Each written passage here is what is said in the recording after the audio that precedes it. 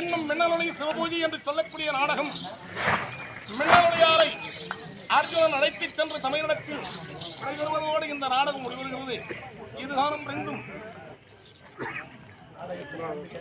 மறந்தும் எங்களுடைய நாடகத்தை கண்டுகளிக்கும் உங்கள் அத்துணை பேர்களுக்கும் எங்களுக்கு இந்த அரியவரும் தெய்வீகமான மேடையிலே அற்புதமாகத்தானே வாழ்ப்பு கொடுத்து சங்கத்தின் சார்பாக என்னுடைய நன்றி கடந்த வணக்கத்தை தெரிவித்துக் கொள்கிறோம். நன்றி, வணக்கம்.